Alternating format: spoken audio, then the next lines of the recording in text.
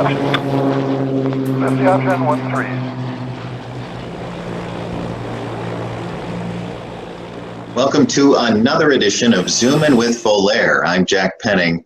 These videos produced as always by Alex Lynch at Gen XI Productions.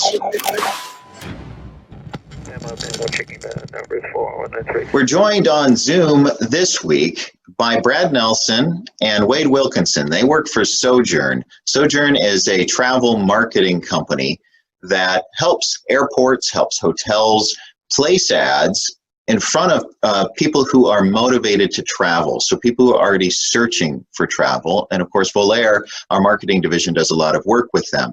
They also, because of the data they get from these ads and who clicks on them and who searches, they have a lot of information on travel trends. And that's what we're talking about this week, what we're seeing in terms of search trends and what that tells us about what fall may look like for airports. So Brad and Wade, welcome to Zoom In with Volaire. And it seems to me, and maybe your data backs this up, people just aren't ready to be crowded into a theme park or crowded onto a beach with everybody else. Is that what you guys see? Yeah, I'd say to a certain extent. Sorry, Wade, I can go first and then you can. I think to a certain extent, overall, we're seeing intent. There is intent to travel. We're seeing that people that have been locked up for quite a period of time and looking to get out.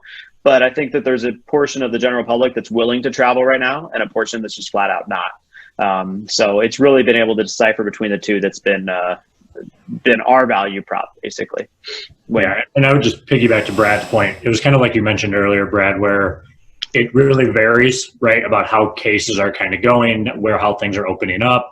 You talk about theme parks, and I think the first one that jumps to everyone's mind is Disney World, which has kind of been in the news recently. I mean, right off the bat, when Florida, and you can even lump California into that, we're in very good spots. Those were some of the top destinations. Florida was doing great.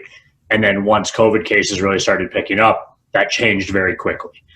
So it is kind of a day by day thing. It's kind of the joke internally is someone's like, hey, can you send me something that you sent to so-and-so last week? And it's like, that's no longer relevant, right? Because things just are changing so quickly.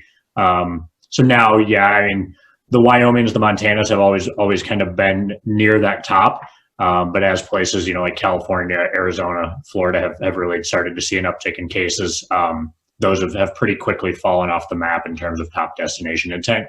But to Brad's point, there is still intent, right? And so there is still value in getting in front of those users. And I think a lot of the advertising that we've seen or recommended doing is, just tailoring supply and demand on similar levels, right? Like if someone was spending, just as an example, $30,000 before and, we're at 20% of the demand, that $6,000 might still be very valuable rather than, perhaps shutting off, re-ramping up, things like that. So that's kind of what we've seen, both in the data, but also kind of how that's related to, people staying live and or relaunching campaigns.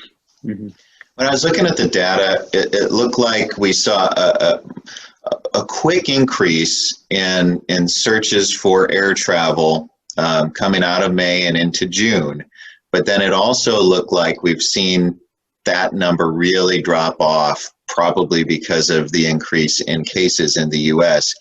The trend, first of all, is that accurate that was the trend line? And then second of all, are we seeing airline-specific bookings just flatline now, or is there a slight increase, or what do we think the data is telling us about how the fall is going to go?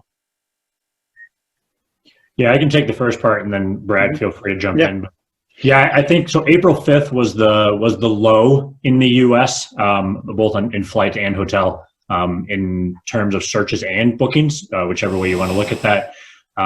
We did see 8 straight weeks of increase. But then to your point, kind of when cases really kind of, that not necessarily a second wave, but kind of that second really big uptick and kind of now the hump we're hopefully getting over. Once that really took off, it's exactly right. That's when, kind of things started dropping back. If you put those two graphs up against each other or two lines up against each other on a graph, I think they would very much correlate to almost an exact week. It did fall for about 2 or 3 weeks there. And then, factually, yes. As things have started to get into a little bit better of a spot, I wouldn't say things are obviously still great, but the flatline sort of 1% to 2% increases week over week is about what we're seeing now.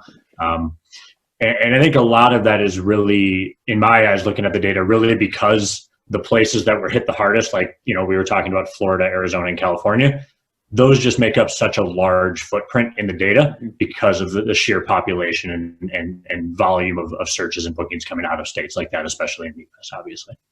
Yeah. The only thing I would add to that is the one thing that's been crazy now, hotels are trending up much faster than airlines. And obviously they have drive markets to rely on, and it's a totally different animal. But regardless, in a lot of ways, COVID and the impact it has on a specific destination is pretty much the new seasonality. Wade mentioned Florida earlier. Things were going good. We'd had a lot of things turn back on all across Florida, and boom, back off again. So we're really seeing a need to take advantage of demand when it is there, because you just don't know how one place is going to trend up or down. And for the attractions and really anyone that's looking to go certain places, the first question I always ask is, what's open around you? Are there restaurants open? Are there bars open? Are there things to do? And if there are, then you're going to continue to see intent to get there. But once things start closing, that's when we see intent die off, because no one's going to go at that point in time. Mm-hmm. And I think to the last question you had there, kind of as we look outwards and into the fall, I think the big hope is that we want cases to keep decreasing, obviously. Mm-hmm. That's just a general human statement. But we also want them to keep decreasing, because that does move what we've seen as inverse from travel intent coming back, right? The more cases decrease, the more good news that comes out of, COVID somewhat getting back to a sense of normalcy. People feel more safe to travel. That's going to bring that uptick. I think kind of the two-sided piece of that too is we'll often look at what does like a lead time look like, right? Like if someone's booking today, when are they going to travel? And the two ways we look at that are in volume, but also like a year over year percentage. So what's been a little interesting internally is of people booking in July. There was a stat the other day that I think it was one of the guys in our operations team threw out, and it was like 75% of those booking in July are actually going in July. So there is still a lot of people traveling now, but when you look at it in a year over year percentage, the further out you look, the more normal it gets. I want to again thank Brad Nelson and Wade Wilkinson from Sojourn. If you have questions for them, don't hesitate to get in touch with us, and we'll get those right along to them and get you in touch with the people you need to talk to for more information. Again, we thank you for watching Zoomin with Volaire, and we'll see you next time.